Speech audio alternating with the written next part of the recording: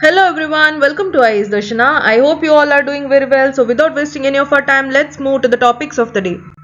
Today's topic is celebrating 150 years of Vande Mataram. India is celebrating 150 years of its national song Vande Mataram through mass singing, cultural events and military band performances at prominent public locations across the country.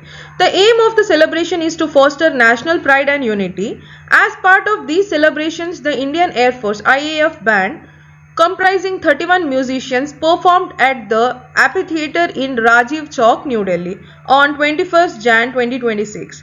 The 45-minute performance included brass, reed, string and electronic instruments fused into 11 captivating tunes. Renditions of Vande Mataram and the song Sindoor, composed at the commemorate the actions of the Indian Armed Force during Operation Sindoor, were the highlights of the performance. For centuries, music has stood out as a brilliant jewel of Indian culture. It has also been an integral part of India's rich military heritage, fostering unity and inspiring bravery. Since its inception in 1944, the Indian Air Force Band, with its diverse repertoire of Indian and Western music, has been cornerstone of the country's military tradition.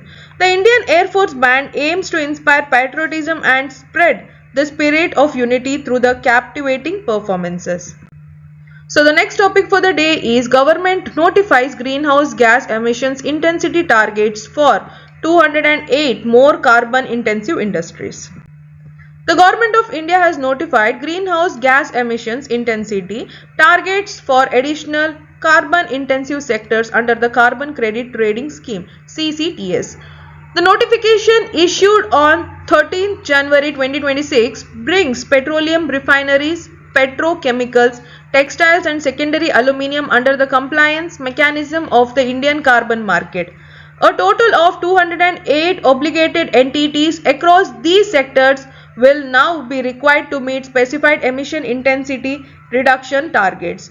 With this expansion, the compliance mechanism of the ICM now covers 490 obligated entities through across India's most emission intensive industries. The Government of India first notified GEI targets in October 2025 for the aluminium, cement, chlor-alkali and pulp and paper sectors, covering 282 obligated entities. The CCTS notified by the Government of India in 2023 provides an overall framework for the functioning of the ICM. The objective of CCTS is to reduce or avoid greenhouse gas emissions from various sectors of Indian economy by pricing the emissions through a carbon credit certificate trading mechanism. The CCTS operates through two mechanisms, the compliance mechanism and the offset mechanism. Under the compliance mechanism, emission-intensive industries designated as obligated entities are required to meet assigned greenhouse gas emissions intensity targets. Obligated entities that outperform their targets are eligible to receive carbon credit certificates, which they can trade with obligated entities which are unable to meet their targets. This progress reflects years of sustained engagement with industry, rigorous technical assessment and coordinated efforts across institutions and stakeholders as sectoral coverage deepens and the compliance mechanism matures. The ICM is poised to play a central role in aligning industrial growth with India's long-term climate objectives and net zero pathway.